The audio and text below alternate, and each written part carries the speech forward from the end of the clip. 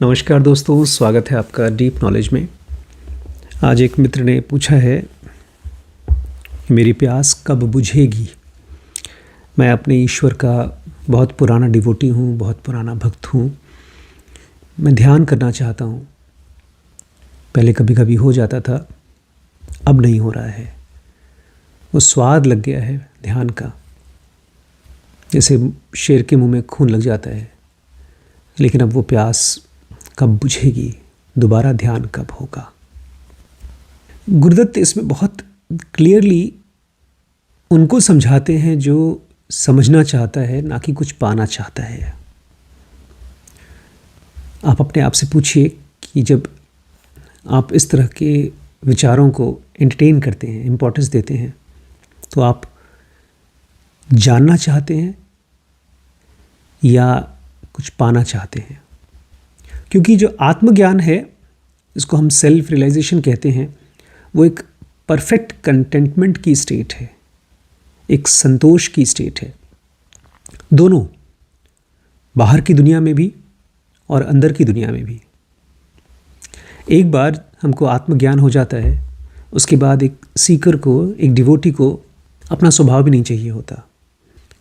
अपने आप से पूछिए कि आप एक सीकर, एक डिवोटी बने क्यों? क्योंकि आप अपने ट्रू सेल्फ को रियलाइज करना चाहते थे। आप भूखे थे खुद को जानने के लिए। तो उस भूख को अपना काम करने दीजिए और ये समझिए कि आपकी यात्रा, आपका गोल के 3 स्टेजेस हैं। आप जहाँ पहुँचना चाहते हैं उसके 3 स्टेजेस हैं। जागृति, सोना और स्वप्न। जगना, सोना और सपना देखना। और जो अपने इस गोल को समझता है, अपने इस मंजिल को समझता है, वो इन तीनों के परे चला जाता है। जब आपको अपना एहसास होगा, अपने ट्रू सेल्फ का एहसास होगा, तो आप देखेंगे आप जगने और सोने दोनों के परे हैं। एक टाइम ऐसा आएगा जब जगना और सोना दोनों आपके लिए ख़त्म हो जाएगा, क्योंकि ये दोनों परमानेंट नहीं हैं। अब आपको तो पता है ना कि आप इसके परे हैं। तो क्या आप बता सकते हैं कि आपका यूनिफॉर्म कौन सा है, आपका अपना रूप कौन सा है? अगर आप ध्यान करना चाहते हैं तो करिए। बस अपने आप को ये भरोसा दिला दीजिए, ये कन्विक्शन रखिए कि आप ये शरीर नहीं हैं। आप हैं प्योर कॉन्शियसनेस, जो इसी बॉडी के अंदर में रहती है, लेकिन ये बॉडी नहीं है। आपके ही अंदर में से एक झरना फूटेगा, आत्मज्ञान का झरना। बाहर से नहीं, विचारों से नहीं, अंदर से। एक सिंसियर डिवोटी क्या बोलता है? एक ईमानदार भक्त बोलता है, what God has created is given back to God. जो भी ईश्वर ने किया, जो भी ईश्वर ने दिया, जो भी ईश्वर ने बनाया, उसका उसी को समर्पण। मैं कुछ नहीं करता। यही तो हम बोलते हैं, तेरा तुझको अर्पण, क्या लागे मेरा।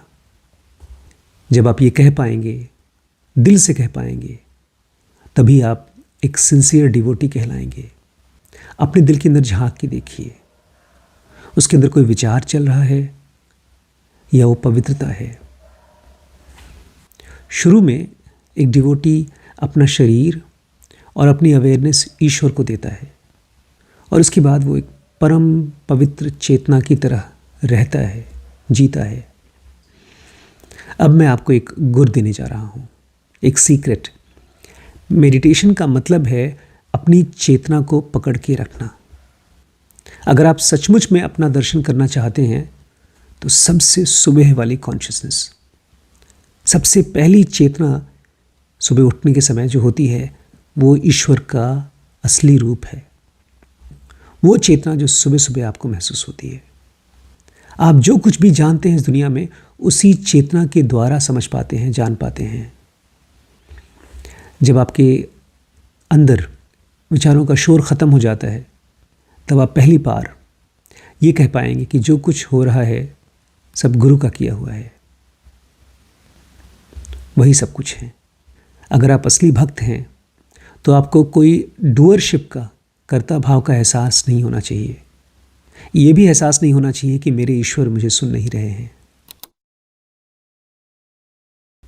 आपकी चेतना इस दुनिया की परम एनर्जी का सोर्स है, इस दुनिया के लिए सबसे इम्पॉर्टेंट एनर्जी है। अगर आप अपनी स्पिरिचुअल प्रैक्टिसेस नहीं कर पाते हैं तो कोई बात नहीं, कम से कम अपने दिल में एक प्योरिटी को बचा के रखिए। अपने आप को ये याद दिला के रखिए कि मेरी चेतना के अलावा कोई और ईश्वर नहीं है। किसी भी और ईश्वर का विचार ईश्वर नहीं है। आपके ईश्वर का जो एड्रेस है वो बाहर नहीं है। आपकी प्रार्थनाएं आपके ईश्वर तक नहीं पहुंचती क्योंकि ईश्वर बाहर नहीं है। अपने आप को बार बार याद दिलाइए कि मेरी अपनी प्योर कॉन्शियसनेस, विचारों से अलग जो चेतना है वही मेरा ईश्वर है। इससे आपका भी फायदा होगा और आपके आसपास के लोगों का भी। अपने अंदर झांक के देखिए, अपने विचारों को पहचानिए। क्या आपके अंदर में कोई भी घमंड का कतरा है? मैं दुनिया के घमंड की बात नहीं कर रहा हूँ, एक नॉलेजेबल डिवोटी होने का, इतने सालों से प्रार्थना और ध्यान करने की कोशिश करने वाला।